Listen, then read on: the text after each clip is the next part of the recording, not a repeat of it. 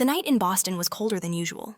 Snow blanketed the entrance to the Porter mansion, and golden light spilled through the stone columns, casting a hazy glow, luxurious yet eerily still. Chloe Matthews knelt on the library floor, her small hands trembling from exhaustion and the cold. She had polished every shelf, wiped every leather spine clean books no one ever read anymore except her. 3 a.m. The mansion slept. Only the grandfather clock ticked on steadily, heavily, relentlessly. Chloe squeezed the damp rag in her hand, grayish-brown water dripping onto the marble. Reflecting her face, a young American woman with gentle green eyes clouded by fatigue. 2 years of working here had taught her to become invisible, to walk lightly, speak little, and never ever look her employer in the eye. Adam Porter. People said he was a businessman, but everyone in the house knew, or pretended not to know, that he was an underground tycoon who controlled nearly half of Boston's black market finance. Those who crossed him vanished. Chloe had never dared to look at him too long, just enough to remember the chiseled face and those steel-gray eyes that could stop a heartbeat. She stood up ready to pack her cleaning tools when she caught a strange movement through the window, a shadow in the garage. At first, she thought she was imagining things. Who would be out there in the middle of a snowstorm? But the shadow moved quickly, crouching, beneath the sleek black sports car Adam drove every morning. Chloe's heart pounded. A faint instinct that had saved her many times during her days at the animal hospital told her not to ignore it. She set her tools down, grabbed the old flashlight from the cabinet, and quietly stepped out of the library. The hallway stretched like a maze, and the wall sconces reflected across the marble floor were cold and metallic. She walked softly, hearing only her heartbeat echo in her ears. The garage was at the back, down a flight of concrete steps. The smell of gasoline and leather hit her as the heavy iron door creaked open. Adam's Aston Martin gleamed under the light. But the figure was gone. She swept the flashlight beam around. Nothing. No sound. No struggle. Her throat went dry. Maybe she was too tired. Seeing things again. Then the beam caught something, a faint glint beneath the car frame. She crouched. Something metallic clung to the undercarriage, a small round device flashing a dim red light. She froze. Her breath caught in her throat. She had seen such things before, on the news and movies. And only one word came to mind: bomb. Every nerve screamed to run, to scream to forget. But then an image flashed in her mind. Her mother, frail and pale on a hospital bed in Texas, whispering her name. Chloe gripped the flashlight tighter, backing away slowly, her heart thundering. She had to tell someone. But who? The other maids. No, they feared Adam more than death itself. Or him. She turned to run, but then heard footsteps on the steel stairs. Firm, unhurried. He appeared. A tall figure in a black suit descended, the gold watch on his wrist catching the light. Adam Porter in the flesh. His face was cold and cruelly handsome, as if carved from Arctic ice. "What are you doing here at this hour?" His voice was low, rough, and commanding. Chloe opened her mouth, but no sound came. Her hand trembled. She lifted it and screamed. "Don't start the car!" The words tore through the silence. Adam stopped. His sharp eyes flicked toward her. "What did you say?" She stammered, breathless. "Someone did something under your car. I saw them. They planted something." The air thickened instantly. Adam said nothing. He pressed a button on his sleeve. A short chime echoed, and 6 men in black appeared from every corner. "Check the car," he said quietly. 1 minute. 2. Then a man approached, voice tense. "Mr. Porter, there's a device under the frame. Looks pressure triggered." The air left the room. Chloe gripped the workbench for balance, sweat beading on her skin. Adam stood silent for a long time, then turned to her. For the first time, he looked at her. "What's your name, Chloe Matthews. How long have you worked here? 2 years, sir. And in 2 years, I've never noticed you. But tonight, you saved my life." He gave a faint, cold, unreadable smile. Gratitude or threat, she couldn't tell. Chloe stepped back. "I just saw it by accident. I didn't mean..." "You think I believe in accidents?" She didn't answer. He moved closer enough for her to see the thin scar at his temple, the glint in his gray eyes sharp as a blade. "You know, Chloe Matthews," he said slowly, "in my world, there's no such thing as coincidence. People live or die by their choices. And I chose to save you," she whispered, trembling but steady. He studied her, a flicker of something neither doubt nor trust passing through his eyes. "Enzo, take her to the drawing room. I want to know why a woman like her is here tonight." 10 minutes later, Chloe sat in a leather chair in the same room she had spent years cleaning. Gone was the warm golden light. Now only cold white illumination filled the space like an interrogation room. Adam stood by the window, back to her, a glass of red wine swirling in his hand. "Did you study veterinary medicine?" he asked without turning. Chloe froze. "How do you know that I screen every employee?" "But you're an exception. Your record's too clean. A vet from Texas working as a maid in Boston, odd." She inhaled deeply. I needed money. My mother has cancer. This job pays more than any clinic. He was silent for a moment, then set the glass down. I'll have it investigated. If you're innocent, you'll be rewarded. If not, you think I planted a bomb to kill the man who gave me work? He turned eyes sharp as a knife's edge. You're intelligent, and intelligent people always hide their reasons. She wanted to argue, but fear dried her throat. Outside the door, Enzo's flashlight flickered. Confirmed, sir. Real bomb, pressure sensitive. If the engine had started, you'd be dead. A long silence. Then Adam spoke quietly. Looks like I owe you my life. The way he looked at her made Chloe's heart stutter. In the frozen stillness of the mansion, she sensed something unspoken, not gratitude, not affection, but a dangerous promise. Chloe Matthews, he said, voice dropping low, from this moment, you're no longer a maid. You're a witness to an attempted assassination. Which means you belong to me until I say otherwise. Her eyes widened. What do you mean you saved me? And in my world, debts are never forgotten. But they're never free either. She shivered. Outside, the snow fell thicker, blanketing the garden in white. Inside, something strange stirred within her, a mix of fear and something softer, more perilous curiosity.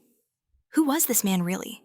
And why did those cold gray eyes look so lonely? If you've ever believed fate begins with a glance for Chloe, it began with a single scream. Don't start the car. And from that moment on, her world and his would never be the same again. What do you think about this fateful beginning between Chloe and Adam? Leave your thoughts below, and stay tuned for part 2, where the true darkness of Adam Porter's world begins to unfold. Dawn came slowly to Boston. Pale light seeped through the thick glass windows, washing everything in a cold silver hue. In the grand living room, spacious enough to resemble a hotel lobby, Chloe sat silently, her fingers intertwined.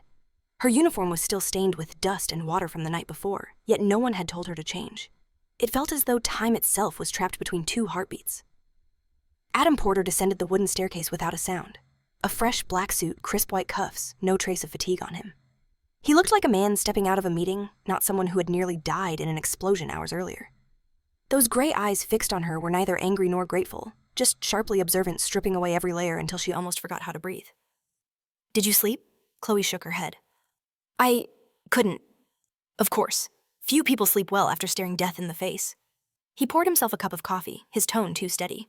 I had the entire house checked, doors, alarm systems, and even the food in the fridge. Someone wants me dead, and they had access to this place. You're the only one who saw him. I didn't see his face. But you noticed movement. You sensed something wrong. You reacted faster than my own security team. He took a sip, never taking his eyes off her. That makes me wonder. Wonder about what instinct? Not everyone has it. You studied veterinary medicine, didn't you? You heal animals, but you reacted like someone who's faced life and death before. Chloe lowered her gaze. She wasn't used to being scrutinized like this, especially not by a man whose eyes made her feel stripped bare. When I worked at the animal hospital, I saw a lot of accidents. Blood, screaming. I learned not to panic. It's just reflex. A reflex to save a stranger. Anyone would do so if they still had a conscience. He smiled faintly, but the smile made her shiver. Do you genuinely believe that, Chloe Matthews? His voice was a challenge. Chloe lifted her chin, meeting his gaze for the first time without fear. Life has no price, yours or anyone else's. A beat of silence. Then he set the cup down, the soft clink of glass on wood echoing between them. An idealist. But in this world, everything has a price, even kindness. He stepped closer. Morning light sliced across his face, sharp nose, tight lips, eyes that seemed to see too much. From now on, you don't leave this house. No calls, no walks, no contact with anyone. Until I know who's behind this. Her eyes widened. I can't. My mother's in Texas. She's fine. I had someone check. Chloe shot up. You had no right. I have every right when you're involved in an attempt on my life. His voice cut like a blade. Yet beneath that authority, something else was a flicker of concern he couldn't quite hide. You saved my life, Chloe, he said slowly. That makes you the next target. Whoever planted that bomb won't stop. Fear crawled up her spine, cold and alive, but reason still clung to her. If you genuinely think I'm innocent, why keep me locked up here? He tilted his head slightly. I'm not locking you up. I'm protecting you. What you don't understand is that in my world, when a woman accidentally stumbles into a secret, she only has two choices: disappear, or be protected at all costs. And I'm supposed to be grateful for being protected like a prisoner? His eyes flickered just briefly. You can call it whatever you want. I call it survival. By noon, the mansion had gone eerily quiet. Wind brushed through the maples in the garden, their leaves whispering secrets. Chloe sat by the window, gazing at the tall iron gates.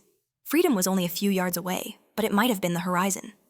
From upstairs, she heard Adam speaking in Italian, low and deliberate. Words like vendetta, giustizia, sangue, revenge, justice, and blood drifted down, chilling her more than the last. She didn't understand every word, but she understood enough last night's attack wasn't just an assassination attempt. It was war among the shadows, and she, an invisible maid, had become an unwilling witness. Lunch arrived in her room, hot soup and bread far too elegant for someone who'd lived on leftovers for months. When Sophia, the eldest housekeeper, set the tray down, Chloe spoke softly. "Sophia, last night Mr. Porter, does he always act like that?" The older woman paused, eyes narrowing with quiet caution. Like what? So calm, so cold, as if death were just another inconvenience. Sophia glanced toward the door before replying.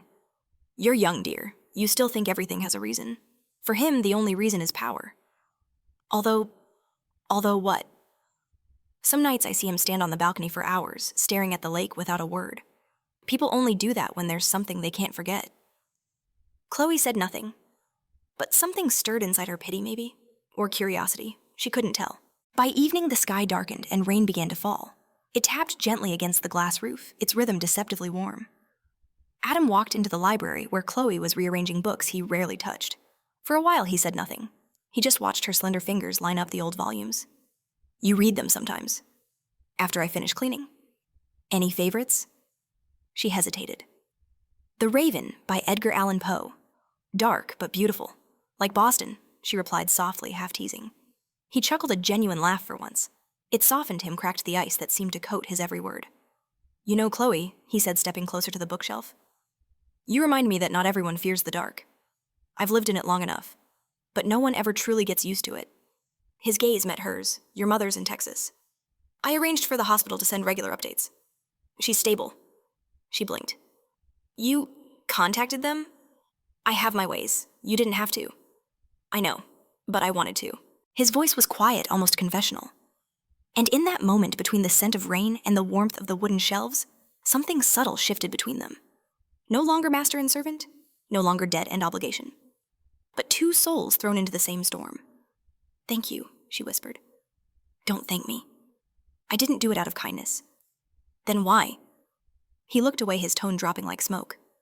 "Because I don't want to owe you another life." That night, Chloe couldn't sleep. The rain had stopped, leaving only the wind outside.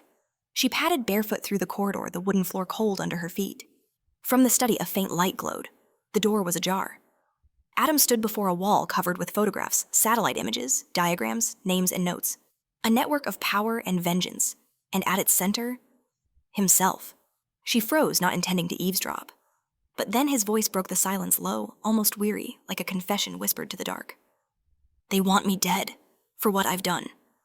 But none of them will ever touch her. Her." Chloe realized he meant her. The door swung open fully. Adam turned eyes like blades. "What are you doing here? I couldn't sleep." She stepped back, startled. He studied her momentarily, then sighed softly, almost human. "Next time, don't wander alone at night. I have more enemies than you can imagine." She hesitated. "What about you, Adam? Aren't you afraid?" He gave a tired laugh. "I'm not afraid of dying, Chloe. I'm worried that I finally have something to lose for the first time in years." She didn't fully understand his words, but his eyes told the truth. And in that golden light of the study, two people, one hiding his heart in a world of blood, the other stumbling into it by accident, looked at each other. Something fragile, dangerous, and irreversible began to form. That morning, the sky over Boston was startlingly blue. Winter sunlight streamed through the tall windows, spreading a soft golden hue across the tiled floor. But inside the Porter mansion, peace was nowhere to be found. Not after the security team uncovered two tiny hidden cameras in the east hallway right outside Chloe's room. Sophia recounted it, her voice trembling. "No one from the technical team installed them, Mr. Porter." Adam said nothing. His pale gray eyes glinted with a cold, dangerous light.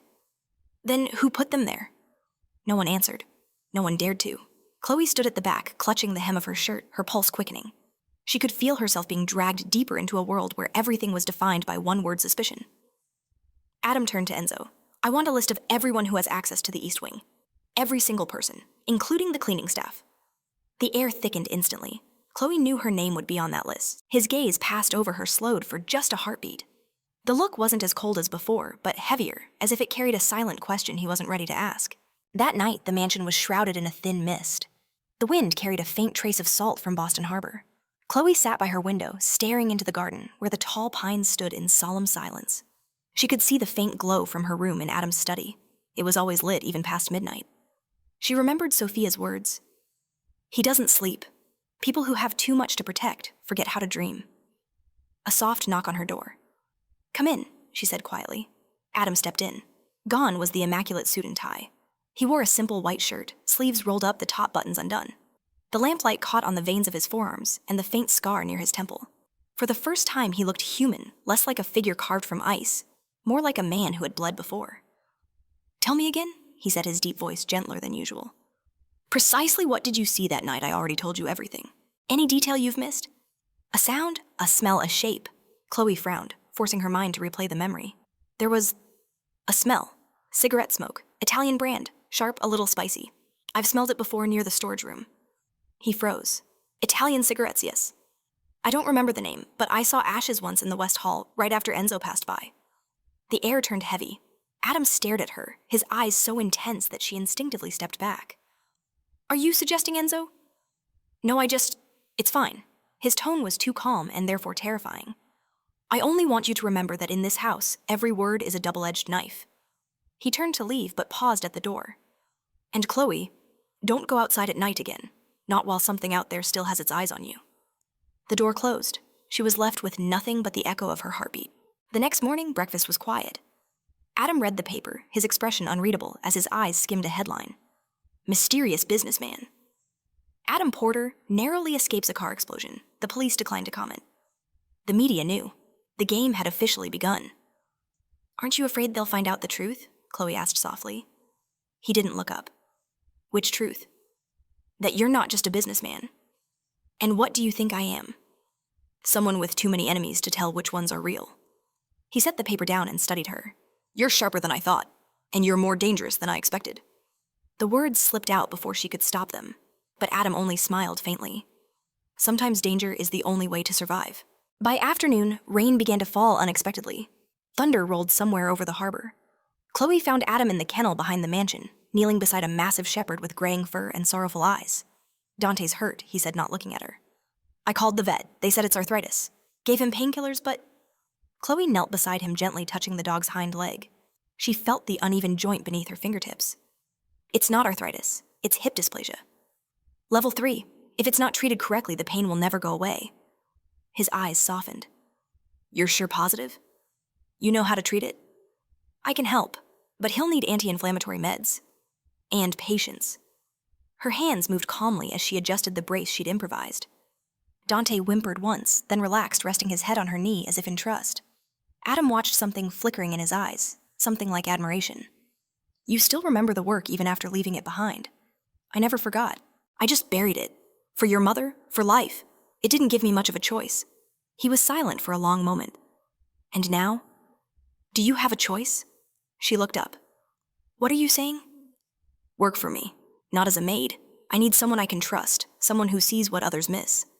You have that instinct. Chloe gave a faint, humorless smile. And if I refuse, then you'll stay here under protection. But if you agree, you won't be the one being protected anymore. She hesitated.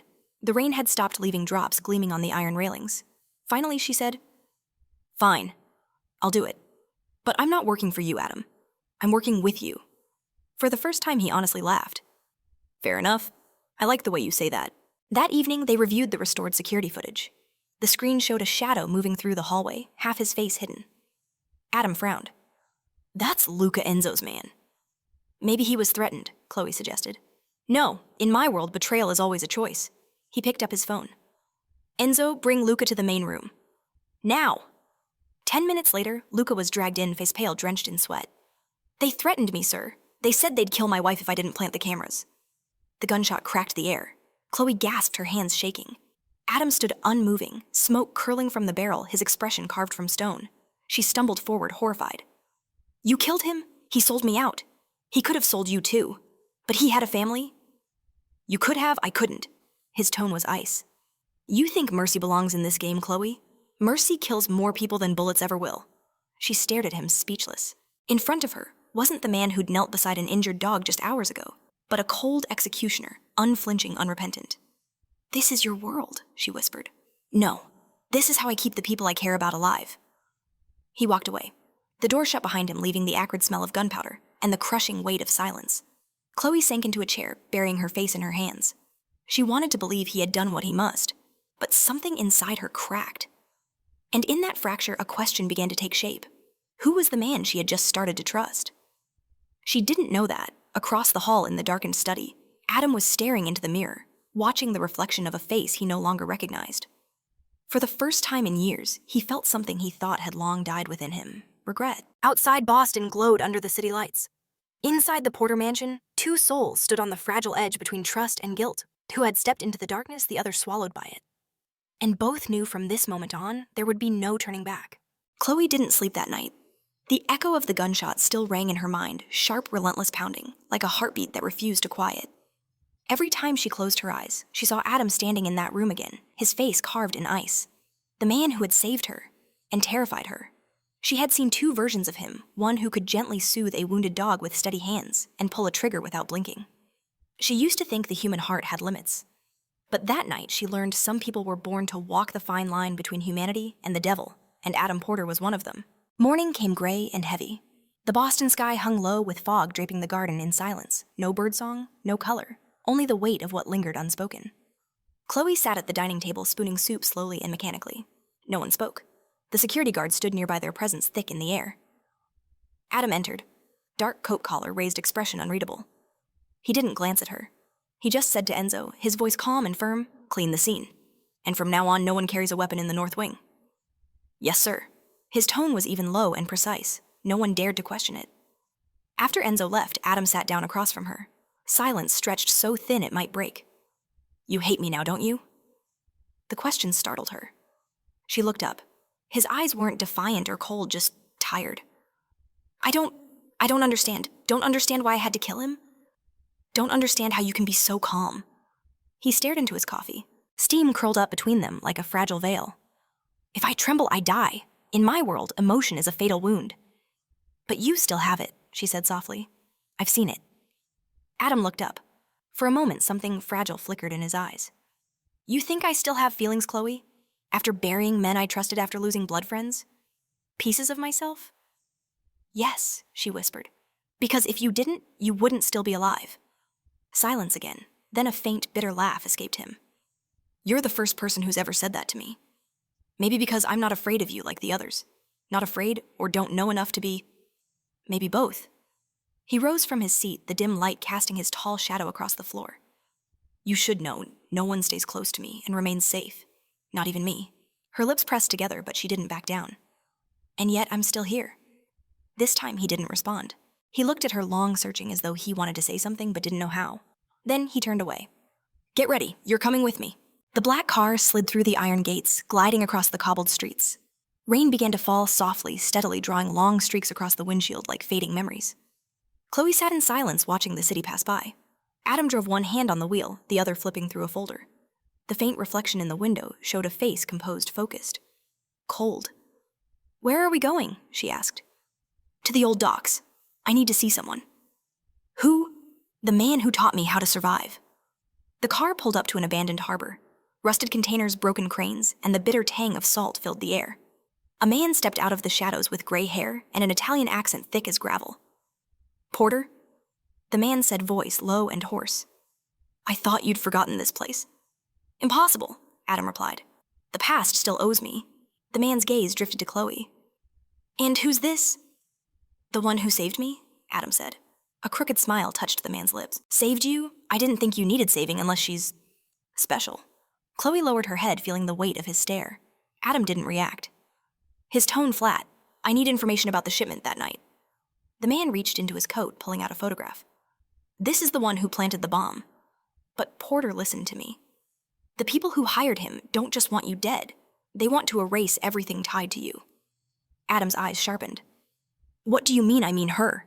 He nodded toward Chloe. Her breath caught. Adam's hand clenched on the steering wheel, his voice dropping to a dangerous calm, his name. "Marcello Vitti." Adam's jaw tightened. "I thought he was dead." "In our world," the man said quietly. Death is another way to begin again. Neither of them spoke on the drive back. The wind hummed through the window seams, blending with the dull roar of the engine, a song of ghosts. Chloe finally broke the silence. Who is Marcello? A friend once, Adam said. And later, a traitor. You killed him. Not yet. I should have. His voice was dry, detached, but his eyes betrayed him. Something was wounded there, old and unhealed. After a pause, she asked, Do you ever wonder what would happen if you just stopped? Walked away, he kept his gaze on the road. Men like me don't get to stop. If I do, people like you die. I never asked you to protect me. You didn't have to. My body made that choice long before my mind could. Her breath caught. Their eyes met for a fleeting second, just long enough for the world to fall silent. By the time they reached the mansion, night had settled in. The rain had stopped, but the air still carried its chill. Adam parked the car and didn't move. He stared out the windshield, his reflection ghostly in the glass. You shouldn't stay here, he said at last. I'm making this place too dangerous. Chloe unbuckled her seatbelt slowly. Her voice was soft. I was never good at leaving. He turned toward her, and his eyes met hers with raw honesty for a moment. The armor fell away. You have no idea what you're walking into, Chloe. Then let me find out. He didn't reply. Instead, he stepped out, circled the car, and opened her door. A simple gesture, but in his world, it was an act of rare gentleness. She stepped out under the pale light of the courtyard lamp. The wind teased her hair. Her breath turned to mist. Adam looked at her, really looked. And in those gray eyes, for the first time, something flickered warm, fragile. Alive. Chloe, yes? If the day ever comes when I'm not here, remember this? He paused, the words dragging from somewhere deep. Don't trust anyone, not even the one who says he loves you. She smiled faintly sad, but calm. Then what about you? Can I trust you? Adam's voice lowered almost to confession. Maybe only when I'm silent. That night she stood by the window, watching his shadow cross the courtyard. His steps were slow, weary, carrying the invisible weight of too many battles. Chloe pressed her palm to the cold glass. She didn't know what the feeling inside her was anymore, fear, pity, or something deeper she couldn't yet name. A drop slid down the window. She couldn't tell if it was dew or a tear. Outside, Adam stopped in the courtyard, tilting his face to the moonlight. His features were pale lonely, but when he looked up toward her window, his eyes softened, filled with a warmth that didn't belong to his world. It was as if amid all the chaos and blood and shadows, there was still one thing left that made him want to live with her. That morning, Boston woke to a dust wind and the distant sound of ship horns from the harbor. The sky was clear but cold. Sunlight streamed through the tall windows of the Porter mansion, painting quiet ribbons of gold across the marble floor. Chloe descended the staircase, a cup of cold coffee in hand. She had learned how to move without making a sound, a habit shaped by her time living in Adam's world. But today the silence felt different. Heavier. Wrong. No voices. No footsteps from the guards. Not even Enzo's usual orders over the radio. Only stillness. And that stillness made her uneasy. Adam, she called softly. No answer. She made her way to his office. The door was slightly ajar. A still steaming cup of coffee and his watch sat on the desk, which he never took off. Papers were scattered across the surface, as if he had hurriedly left. Chloe froze. Adam Porter never left without his watch. On the computer screen, a news broadcast was running. A small explosion occurred at warehouse number 7 near the harbor this morning. Police have yet to confirm the cause, warehouse number 7. The place they'd visited just yesterday. Her heart lurched. She bolted for the door, but 2 guards blocked her path. Mr. Porter gave strict orders, one said. You're not to leave the house. Where is he? We're not authorized to tell you. Chloe took a steadying breath, her voice low but sharp. And if he's dead, what will you tell him then? The men exchanged uneasy glances, but said nothing. She knew arguing was useless, but so was doing nothing. Then she remembered the spare phone Adam had given her for emergencies. She pulled it from her pocket and called the only saved contact, Sophia. The older woman's voice was shaky on the other end. Chloe, where are you? Mr. Porter was ambushed. He took Enzo with him, but we lost contact nearly an hour ago. Oh my God! Don't leave the house. They might be tracking you. No, Chloe said firmly. He needs me. Sophia tried to protest, but Chloe had already hung up. Half an hour later, she slipped out through the mansion's north gate where there were few guards. She stole the gardener's small truck, pulled her hood low, and drove straight toward the docks. The road stretched under pale light, the wind whipping through the open window. Old warehouses blurred past, and all she could see in her mind was Adam alone, hurt, surrounded by flames. When she reached the site, smoke still curled into the sky. The air was thick with the smell of burnt metal oil and salt. Police had cordoned off the area, but Chloe slipped through a rusted fence and crept toward the wreckage. Warehouse number 7 was nothing but a blackened skeleton of steel beams. She stepped carefully over debris eyes, scanning every shadow. Then a faint noise. She held her breath, listened. A tall, broad-shouldered figure emerged from behind the rubble shirt torn at the sleeve. Adam! She gasped. He turned. His gray eyes were dim with exhaustion, his face streaked with ash, a line of blood cutting down his cheek. But he was alive. Are you insane, Chloe? His voice was hoarse, roughened by smoke. I told you not to leave the house. And what about you? Were you planning to die here alone? He gripped the strap of his gun jaw, tightening. I don't need saving. Really. Look at yourself. She closed the distance between them, her trembling hand reaching for his arm. His sleeve was torn open, revealing a deep wound along his shoulder. He tried to pull away, but she held firm. Don't move. Let me see. Chloe pressed a folded cloth from her pocket against the wound. Adam winced, but stayed still, watching her in silence. Even through the haze of smoke, his eyes were sharp, almost luminous. You're not afraid? He asked quietly. Of course I am, she said, but I'm more afraid of losing you. A faint, incredulous smile tugged at his lips, though they were cracked and bloodstained. You have no idea what you're saying. I know exactly what I'm saying. She tied the makeshift bandage and looked up at him, eyes steady. Adam, you can't keep fighting alone. If you die, everything you've fought for dies with you, and Her voice faltered. I'll never forgive myself. The world was silent for a moment, except for the wind rattling loose metal sheets. Then he spoke, voice low. You shouldn't care about me, Chloe. I'm not someone who can be saved. She gave a trembling smile. Good thing I don't believe in that. They left the harbor as dusk began to fall. Adam drove one-handed, his other arm wrapped in a rough bandage. Chloe sat beside him, silent eyes following every flicker of pain that crossed his face. Where's Enzo? She asked at last. Adam's grip tightened on the wheel. Captured. Marcello's using him as bait. And you're going after him? Yes, and after that? After that. He paused. There might not be an after. She turned to him, her tone unshaken. If you're going, I'm coming. No, you don't get to decide that. He let out a low chuckle, shaking his head. You're stubborn. And you're reckless, she shot back. Running into danger and expecting me to wait quietly. Could I do that? He glanced at her, the ghost of a smile fading. You don't understand, Chloe. I've caused enough deaths. I can't let my name end up on someone else's tombstone. Then let it be my choice, she said softly. Not yours. Their eyes met and held. This time there was no distance between them. She could hear his heartbeat steady strong and realized it had fallen into rhythm with her own. Chloe? Yes, if I kissed you right now. Would you regret it? She shook her head, only if you didn't. He leaned in. His lips brushed hers, hesitant first, then deepening fierce and consuming like fire in the freezing dark. The kiss carried everything they had never said, fear, longing, and a forbidden tenderness that burned too real to deny. When they finally pulled apart, Adam's hand lingered against her cheek. You make me forget what danger feels like, Chloe Matthews. Maybe you've just lived with it too long. And you, he murmured, you're the only thing that makes me want to step out of it. By the time they returned to the mansion, night had fallen. Enzo was still missing. Adam went straight to the strategy room where Sophia and the guards were waiting. His voice was clipped, commanding, ice cold as he outlined the rescue plan. Chloe stood in the corridor listening as fragments of his orders reached her. If Marcello wants me, he'll have his chance. But no one touches her. She stepped forward, her voice quiet but firm. Adam. He turned, his expression unreadable. You should stay here. No, I'm going with you, not this time. Because I make you weak, she asked. He was silent for a moment.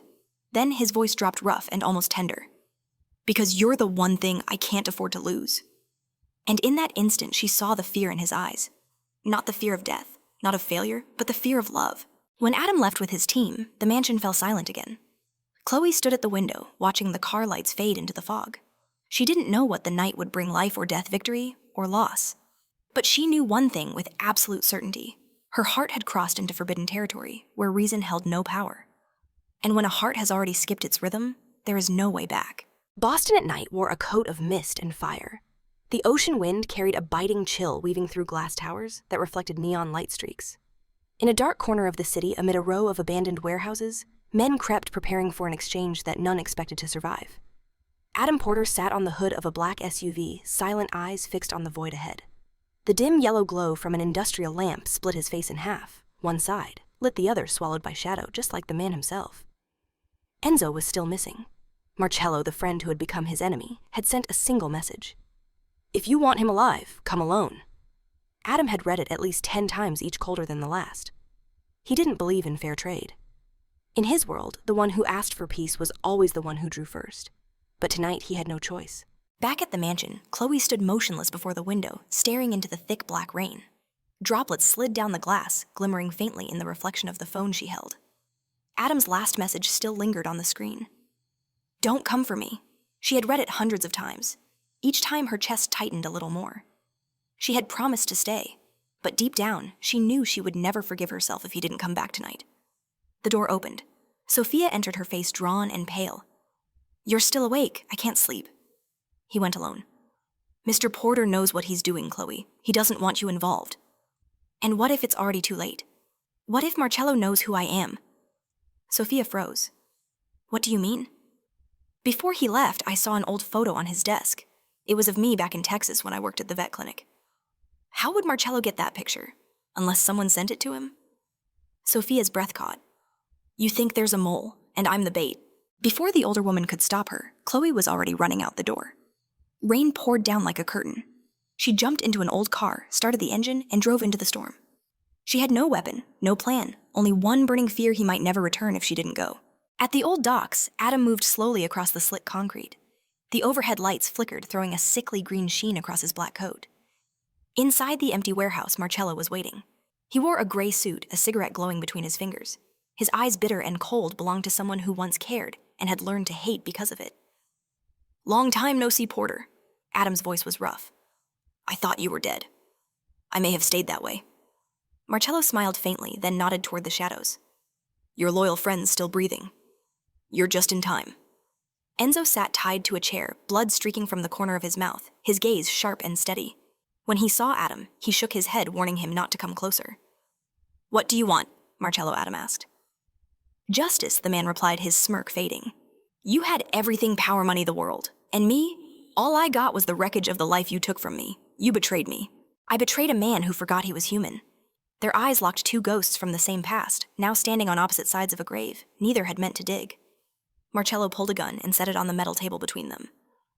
"I'll give you a chance. Drop your weapon, kneel, and say you're sorry. I'll let you both live." Adam's lips curved into a thin, humorless smile. "Still love your cheap theater, I see." "No," Marcello said softly. "I want to see you kneel for once." Outside, the wind picked up, rattling the loose panels. The sea crashed against the concrete wall, and from somewhere far off came the faint growl of an approaching engine. Chloe sped down the wet stone road, tires hissing over puddles. Headlights swept across stacks of shipping containers before stopping at the faint light spilling from warehouse number 3. Her heart pounded. The first gunshot rang out. She jumped out of the car and ran. Smoke filled the air inside the warehouse. Adam had already turned, shielding Enzo with his body as he fired back. Marcello went down, but his men poured in like shadows. Chloe screamed. He spun around. For an instant, the chaos disappeared. There was no gunfire or noise, and only she standing in the doorway, soaked in rain, eyes wide with fear. "Run!" he shouted. But she didn't run. She rushed toward him, grabbing his arm, which was slick with blood. "No, I'm not leaving you." A bullet whistled past, grazing her shoulder. Adam yanked her down behind a steel crate. "Chloe, listen to me. He's after you. I knew from the start. Why I have nothing to do with this." "Because you're the only weakness I have." The words hit harder than any gunfire. She stared at him, the world blurring around them. The smell of smoke, blood, and rain, all of it vanished. There was only him. "Adam," she whispered. He cupped her cheek, his touch trembling, eyes soft despite the fire around them. "If I don't make it out, you have to go. Don't look for me." "No," she breathed. "If you die, I die too." A faint, broken smile crossed his face. "Then I'll have to live." Sirens wailed in the distance. Marcello, bleeding, crawled toward a fallen gun. Adam stood, stepping forward, and crushed his hand beneath his boot. "We were brothers once." "Porter," Marcello gasped. "I just wanted you to feel loss, like I did." "You're wrong," Adam said, his voice ragged. "I've been losing for years. I didn't realize it." Marcello laughed weakly, blood spilling from his mouth. "You're not afraid of dying, are you? You're so scared of losing her." Adam's eyes flickered. Marcello raised his other hand in that split second, another gun glinting in the dim light. The shot exploded. Chloe screamed and lunged forward. A second shot followed. When the smoke cleared, Marcello lay motionless, eyes wide in disbelief. Adam knelt on the floor, his hands red not with his own blood. Chloe was in his arms, the bullet having grazed her shoulder. Blood soaked her shirt, but she was still breathing. I'm fine, she whispered, her voice faint. See, I told you, I wouldn't leave. He held her tightly, pressing his forehead to hers. His voice shook for the first time. You're insane, Chloe Matthews. Maybe she murmured weakly, I learned from you. When the ambulances arrived, Adam sat on the steps outside, his shirt stained crimson. Police lights painted the wet pavement blue and red, flashing in his tired gray eyes. They loaded Chloe into the ambulance. Before the doors closed, she reached out, clutching his hand. Don't turn into a monster. Adam, she whispered, I don't want to love a shadow. He squeezed her hand, saying nothing. As the ambulance pulled away, the wind from the sea rose again, carrying the words he couldn't bring himself to say aloud. You're not loving a shadow, Chloe. You're loving the only part of me still alive. That night, Boston fell quiet again, and on the deserted shoreline, a man sat alone, the waves breaking gently before him.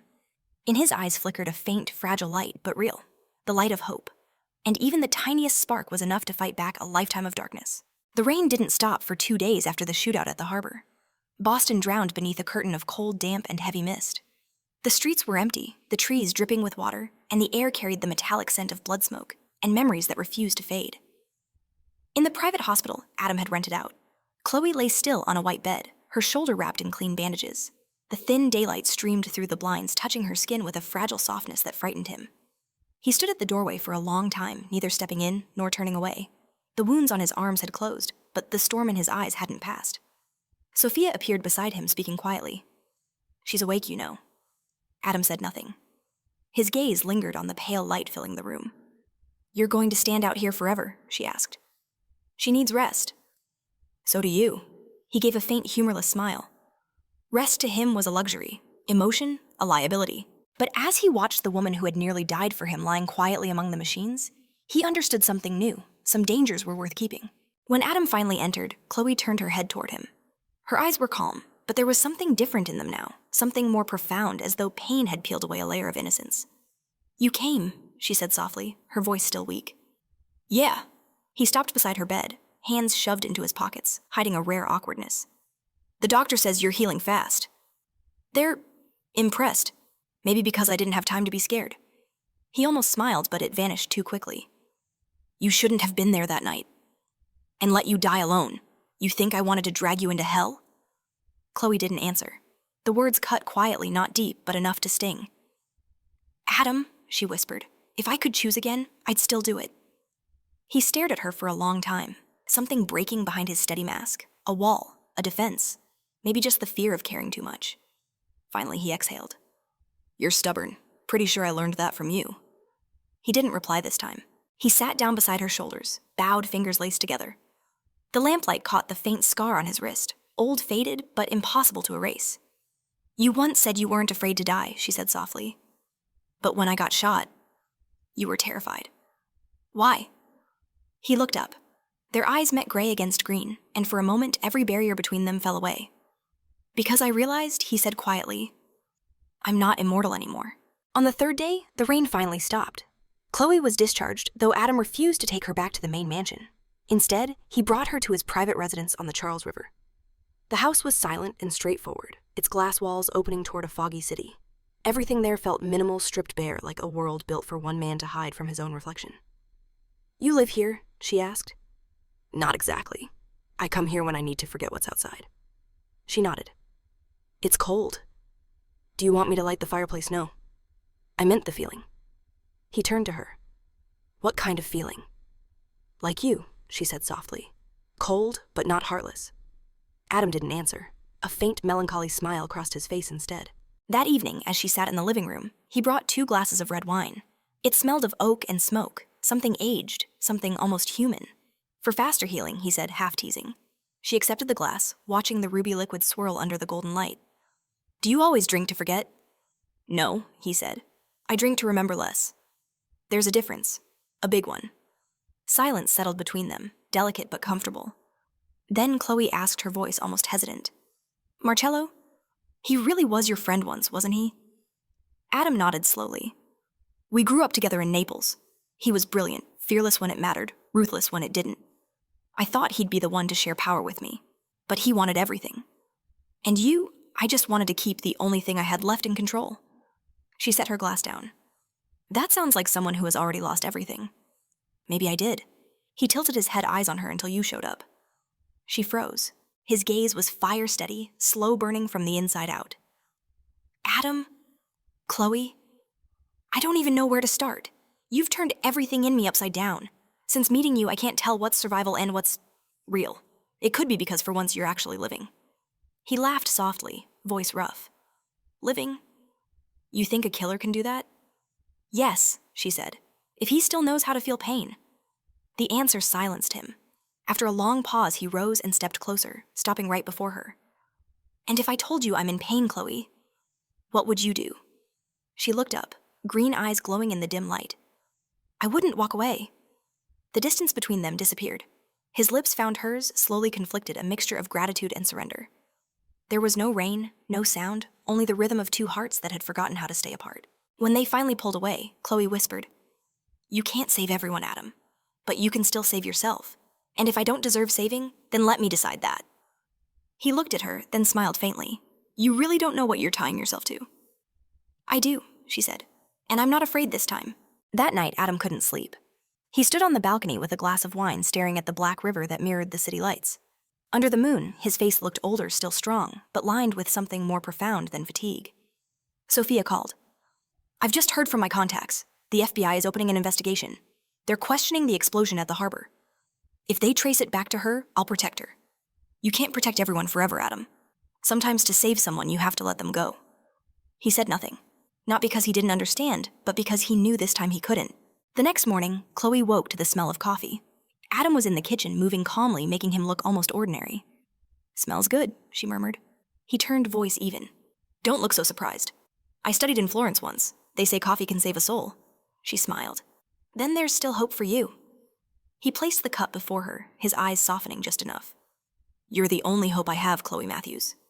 Something stirred in her chest, a warmth tinged with fear. Because she understood beneath all the steel and shadow, Adam Porter was still a man searching for light. But light, she thought, was often the most painful thing to touch. By afternoon, the phone rang again. Sophia's voice was sharp, urgent. We have a problem. The FBI isn't just investigating. They've issued a warrant for Adam Porter's arrest. The coffee cup slipped from Chloe's hand, shattering on the floor. Adam closed his eyes. His voice was calm, almost gentle. The light finally found me. They can't see. They can, he said. And they will. But they won't touch you. Adam, what are you going to do? He met her gaze steadily, resigned and heartbreakingly human. This time I'm not running. It may be time the darkness paid its own price. She caught his hand, trembling. If you go, they'll destroy you. They'll never understand. They don't have to, he whispered, leaning close. As long as you do. Everything I've done was for you. Their eyes locked, and in that instant, Chloe knew the truth she'd been denying. She had fallen for the man the world called a monster. Yet to her, he was the most human soul she had ever known. The sky over Boston that day looked like it had been draped with a sheet of lead. There was no rain, no sunlight, just a heavy gray stillness that made the city feel frozen between the past and the sentence about to be passed. In front of the federal court, a long line of black cars stood silently. Camera flashes burst through the air, but amid the chaos, Adam Porter strolled wearing a dark coat, his eyes fixed straight ahead, wrists bound by silver handcuffs. No one would have guessed that this was once the man they called untouchable.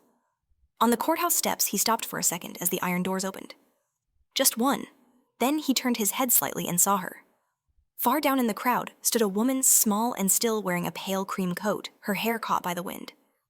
Chloe. Their eyes met. No words, no gestures. Only that single look was enough to stop time itself. Then he turned and walked inside, leaving behind a storm of flashing cameras that cut through the air like blades. Chloe didn't know how long she had been standing there. She only knew that when the FBI convoy rolled away, something inside her shattered like glass. Sophia gently touched her shoulder. Come on, dear, they won't let us stay. Will he be all right? Chloe's voice trembled, catching in her throat. Sophia's expression was a mix of pity and truth. He's lived in the dark for too long. This may be the only way he'll finally see the light. But Chloe didn't believe in that kind of light, not if it meant losing him. That night, the news was everywhere. Every channel replayed the same images: Adam being escorted into court, his name tied to words like arms trafficking, money laundering, organized crime. She turned off the TV, but the cold, emotionless voices of the reporters still echoed in her head.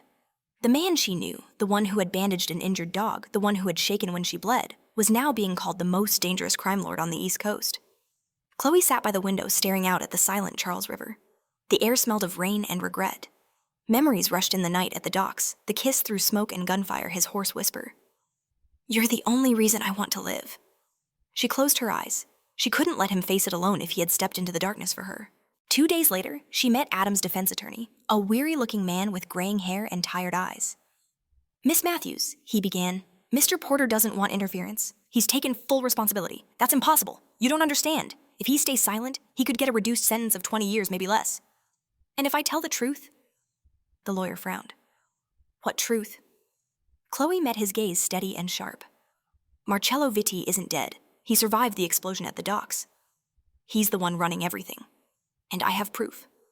The man froze. "Are you certain?" She opened her bag and placed a small USB drive on the table. "Adam Porter is innocent. He's taking the fall for someone else." Meanwhile, in the detention center, Adam sat against a concrete wall.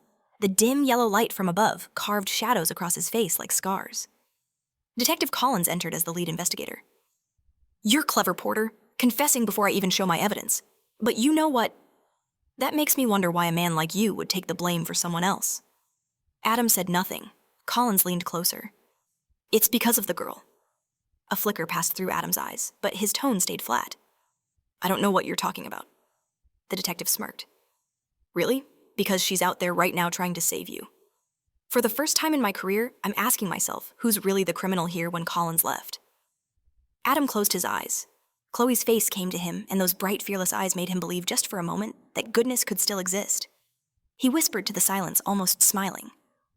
"You're crazy, Chloe Matthews." 3 days later, an anonymous video reached federal investigators. Footage from a security camera in Naples, Marcello alive, negotiating arms deals, transferring money through Adam's accounts. The news broke like wildfire. The entire case shifted overnight. Chloe was summoned to testify. She entered the interrogation room, hands trembling slightly, but her voice calm and clear. "You know perjury is a federal crime," the prosecutor said. "I'm not lying," she replied. "I'm telling the truth. And the truth is, Adam Porter left that organization 3 years ago. He tried to expose them, but they silenced him with money power and fear. Can you prove that?" She slid the USB across the table. "It's all here. And if you still doubt me, ask Marcello yourself." The room fell into a stunned silence. 2 weeks later, Marcello was arrested in Milan. He confessed to everything, setting Adam up using his name to cover an international network. For the first time, the headlines changed. Adam Porter was no longer the villain, but the man who had been betrayed. On the day of his release, the sky over Boston was clear for the first time in weeks. The gates of the courthouse opened, and there she was waiting. No reporters, no applause, just wind, sunlight, and 2 people facing each other. He stopped saying nothing. She stepped forward carefully as if approaching something fragile. "I told you I wouldn't let you face it alone." He gave a faint smile. "And now you've made me owe you for life." "That's fine," she said softly. "I like that." They left the courthouse in silence. The car drove toward the Charles River, where the sunset spilled gold across the water. "Are you afraid?" he asked. "When people find out what you did when they know you helped me?" "No," she said, "because they only know who you were." "I know who you are." He turned to her voice low. "Can I change?" "No one's born in darkness, Adam. They stay there too long and forget what light feels like." He didn't answer. The setting sun brushed his face, softening it. For the first time, he felt truly free, not because the law had released him, but because someone finally saw him without judgment. That night, they returned to the house by the river. Chloe stood by the glass wall, moonlight spilling over her hair, the wind tugging gently at her sleeve. Adam came up beside her holding an envelope. "These are the papers," he said quietly. "I've withdrawn from everything, every account, every holding, every tie to the old world. I'm done." "So what will you do now? Start an animal rescue? You said Dante could use a friend." She smiled, her voice barely above a whisper. "That's a good idea. A former Mafia boss teaching compassion. Sounds ridiculous." "No," she said. "It sounds beautiful." He leaned down, their foreheads touching. "You've made me believe in something I spent my life running from peace." Outside, the Charles River glimmered beneath the moon, endless and calm. Inside, 2 souls who had once lost their way sat together silently with no promises or plans. Just the quiet certainty that they had finally found each other. Between truth and redemption, they had chosen both. And sometimes love itself is the only way to thank life for not ending too soon. 3 months later. Spring had returned to Boston, the first in years without gunfire, without the cold winds that carried the scent of smoke and fear. Young green trees lined the water's edge along the Charles River, and late cherry blossoms drifted down like pale breaths upon the surface. And among them stood a small wooden sign, hand-painted with gentle strokes. Porter Animal Rescue, a place of healing, not just for animals. The door creaked open, and a familiar voice called out low, calm, and warm. "Dante, come here. No splashing in the water." The old shepherd limped into the yard, tail wagging softly, eyes bright. He had healed after months of therapy, though his gait remained slow. Chloe bent to stroke his fur, her smile tender as the late spring light. A few steps behind Adam stood in a rolled-up white shirt, the faint scar still visible on his wrist, the remnant of a life that had finally closed its doors. He watched her quietly peace reflected in his gaze, as if he had finally learned to breathe without pain. Sophia said she really transformed this place, walking out with a stack of veterinary files, from an abandoned warehouse into a home where people bring life instead of loss. Adam smiled faintly. "I just rebuilt the walls. The soul of this place is Chloe, and you me." He glanced out toward the river. "I'm still learning how to be human." Chloe entered just in time to catch his last words. "She said you're doing a good job setting a cup of hot tea before him." "Not sure about that. I'm still not used to people believing in me." "Then, let me be the one who gets used to it for you." He looked at her, the corners of his lips curving. "You always win every argument, don't you, because I know you'll let me." "No," he said softly, "because you know how to make people believe." She fell silent, her eyes gleaming with morning light. At that distance, Adam could hear her heartbeat steady, calm the rhythm of someone who had survived storms, yet still chose gentleness. "Do you ever think about the past?" she asked quietly. "I do, but it doesn't pull me under anymore. Because of me. Because I have somewhere to come back to." A silence settled. Outside, the river rippled softly. A few gulls glided over the water. Chloe realized that she felt no fear for the first time since she met him. That afternoon, a couple arrived with an injured cat. Chloe and two young assistants examined it while Adam stood nearby observing. He still carried the posture of command, the same sharp gaze, the same stillness. But now it came from care, not control. When they finished, Chloe washed her hands under the faucet and asked softly, "Do you ever find it strange? The man who once decided who lived or died now spends hours saving a kitten." Adam shrugged, a hint of humor in his tone. "At least it won't betray me. But it's made you softer." "Maybe." He smiled faintly, then added, "You know, for the first time in my life, I feel light." She tilted her head, studying him, "Because you've forgiven yourself." He didn't answer. His eyes drifted toward the window, where the golden rays of sunset fell across the tiled floor. A light beam touched his face, no longer shadowed only human. That night, the rescue center lay in silence. Crickets sang in the distance, and the river whispered under the moon. Chloe sat on the porch, wrapped in a blanket, watching the reflections shimmer on the water. Adam came out with 2 mugs of hot cocoa and sat beside her. "What are you thinking about?" he asked. "About things I never thought could happen." "Like what?" "Like a former arms dealer learning to make cocoa." He chuckled. "There had to be a good reason for that." "What reason?" "Because the person I make it for deserves peace." Chloe didn't answer. She just smiled faintly and leaned her head against his shoulder. "Adam, have you ever thought, if I hadn't stepped into your life that night, the night I screamed, 'Don't start the car,' what would have happened?" He looked up at the sky. "I'd have died. Or worse, kept living without knowing why. And now I do."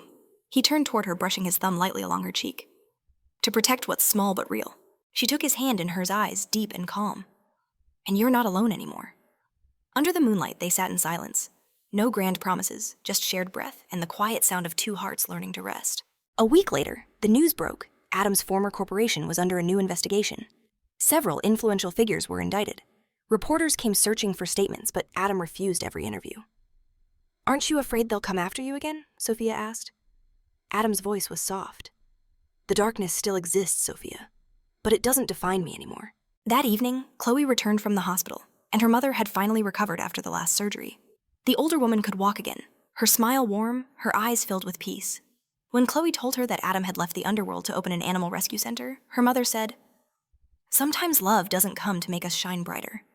It comes to make us gentler." Those words stayed with her the entire drive home. When she arrived, she found Adam sitting on the steps, sleeves rolled up, a light bandage on his arm, and he had just pulled a kitten out of a drainage pipe. He looked up, weary, but smiling. "Saving lives again." "Saving cats," he corrected. "But I still haven't learned how to rest." "Maybe because you were born to protect." "No," he said quietly. "I was born to find you." The words were soft, but they sent her heart fluttering.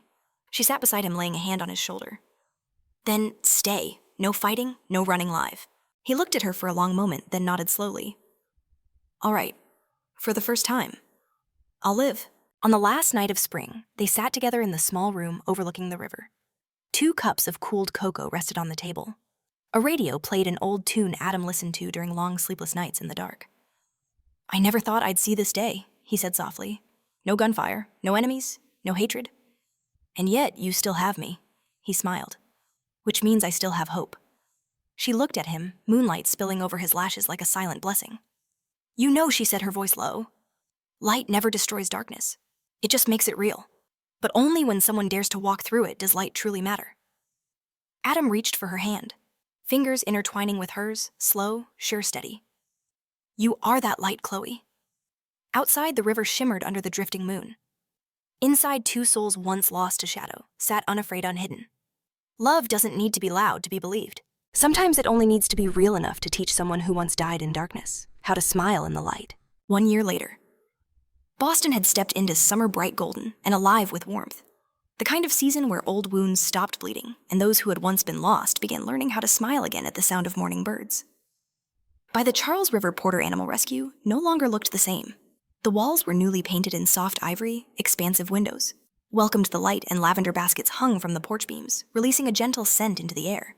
Children laughed as they cradled kittens, and happy barking echoed from the back garden. Amid that peaceful scene, Adam Porter leaned against the wooden railing, a cup of coffee in hand, watching a woman laugh in the sun. Chloe was helping a little girl tie a collar around a puppy's neck, her blonde hair tousled by the breeze. He smiled a genuine smile this time, unhidden, unrestrained, unafraid of being taken away. That moment was the only truth that mattered in a world that had lied too often. You're staring at me again, Chloe said without turning around, her voice teasing. How do you know I can feel it? So sure of yourself, huh? Sure enough not to have to look back. She rose to her feet and walked toward him. Sunlight filtered through the trees, scattering across her shoulders in golden patches. You should stop looking at me like that. The kids might think I'm the luckiest woman alive. He shrugged, setting his cup down. Well, they'd be right. She laughed and playfully tapped his chest. You know, since the day I met you, everything changed. Not because you saved me, but because you taught me that even in the darkest places, people can still find their way home. He took her hand, drawing her close. And you taught me that light isn't just for seeing, it's for warmth. They looked at each other in quiet understanding, 2 souls once scarred now, meeting at the border of peace. That afternoon, Sophia dropped by. She is retired now, but still visits once a month. You look good, Porter, she said, her gravelly voice full of warmth. So do you. No, I'm getting old. But you look alive again, Adam smiled. For the first time, I know what freedom feels like. Sophia glanced around the rescue center. Ever thought about opening another branch? Chloe chimed in, grinning. I had already told him that 1 Porter in this world is more than enough. All 3 laughed, but when Sophia left, Adam lingered on the porch, watching her walk away until her figure disappeared. Those who had seen his darkness were slowly fading from his life, leaving only the quiet days, and Chloe. That night, moonlight poured through the windows, silvering the small room. When Adam walked in, Chloe was sorting through paperwork, holding a small wooden box. What's that? She asked. A gift. For what occasion? For still being here. She opened the box. Inside lay a delicate silver necklace with a small flame pendant engraved with the words, to see, to save, to stay. This is your motto, he said softly. See, save, stay? Chloe smiled, her voice trembling slightly. You still remember I never forget the things that changed me. She clasped the necklace around her neck and looked up at him. And you? How much have you changed? He answered without hesitation. Enough to feel safe just hearing your voice. Silence lingered, the kind that spoke louder than words. She placed the box aside and reached up to touch his cheek. Adam, some people spend their whole lives searching for a home. Others need 1 person, and that's enough. He held her hand, the same steady warmth she'd felt the night he pulled her from the smoke-filled docks. And I've found both. The next morning, they held a small ceremony for new volunteers. Photos of rescued animals hung on the wall, silent proof of their shared journey. A little boy raised his hand and asked Adam, Mr. Porter, why is this place called Rescue? Who are you trying to save? Adam crouched to his level and said quietly, To save the ones people think can't be saved. Chloe stood beside him, smiling softly, eyes glimmering. The boy didn't understand the whole meaning, but she did. That answer wasn't just for the animals. It was for him. For them both. The wind picked up by late afternoon, scattering sunlight across the river. Chloe sat on the steps watching the slow-moving water. Adam joined her, settling beside her with the calm of someone who had nothing left to hide. "Tomorrow I have to meet with the FBI again," he said. "They want me to help close the case on the old network in Mexico." She turned to him silent. "Don't worry," he continued. "I'm not going back into the dark. I want to shut that door for good. And after that, then I'll come home not as Porter, but as Adam." She looked at him, the sunlight catching the faint scars on his face, turning them gold. "Then I'll be right here," she said, "waiting for Adam." He smiled, gentle and quiet. "You always know how to make people believe in good things, Chloe." "No," she whispered. "I believe in what's real." She leaned her head against his shoulder. The breeze carried the scent of lavender. Adam reached for her hand, holding it tightly, as if letting go might dissolve everything they'd built. "Do you know why I love you?" she asked softly. "Why?" "Because you never promised to be perfect. You just promised to try." He laughed lightly, pressing a kiss to her hair. "And you stayed even knowing I could fall again. Because I believe," she said, "those who dare to fall are the ones who know how to rise." Later that night, they stood together by the wide window city lights glimmering across the water. Adam's voice was barely above a whisper. "You know the hardest part isn't leaving the darkness. It's believing you deserve the light." Chloe smiled gently. "You don't have to deserve it, Adam. You are it." He turned to her, eyes steady and full. His hand tilted her chin upward, and he kissed her, not the desperate kiss of survival, but one slow, tender alive. When he pulled back, she whispered, breathless, "Now I believe it. Darkness can give birth to light." He wrapped his arms around her, murmuring against her ear, "And that light has your name." A year once filled with blood and tears had finally closed in peace. Where there had once been a battlefield of sin and guilt, now stood two people, two hearts that had found their way out. Outside, the moon shimmered bright across the river, as if it had never known the night. And there, amid an imperfect world that still hurt and healed in equal measure, they saw each other. Not in the darkness, but in the light. If this story touched your heart, leave a little comment below to remind me that love and redemption still exist. Even in a world full of scars. Don't forget to subscribe to the channel for more romantic stories where every tear is worth shedding and every embrace has a reason.